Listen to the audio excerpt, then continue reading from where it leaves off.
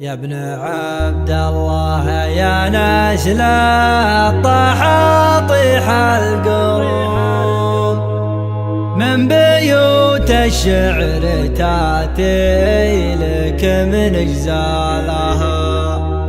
الف مبروك يا جعل السعاد فيكم يدوم يا حفيد أهل الصمايل يا حي زوالها.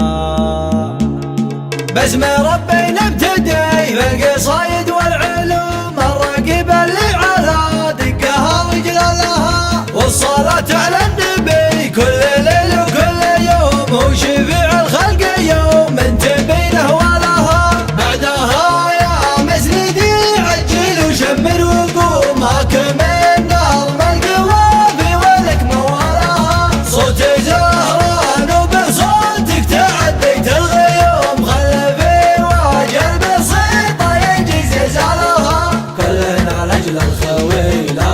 شانو للزوم والردي والردى لو تغيب اشوالها. يا ابن عبد الله يا ناس للطحاطيح القلوب من بيوت الشعر تاتي لك من رجالها. الف مبروك يا جعل السعد فيكم يدوم يا حفيد اهل الصمايل يا حي زوالها. ما نشا فيكم رديله ولا منكم رخوم الحرار مجمله في جميع احوالها. كيف ما افرح لكم مثلك مقدر وبحشوم تفتخر بك الشرايد مثل من نالها. لا تظنون العلا تاتي بحب الخشوم لا والله من جيوب الرجال ومالها. والله انها بالصبر وتزود بالعلوم واجتهاد في نهار الله بليالها. خلى من هو يقضي العمر بلا ونور والله ان يقضي وما نزل منزلها. وانت بالامجاد ما بين تغريد وحوم في سلم العليا رقيت وتركت رمالها.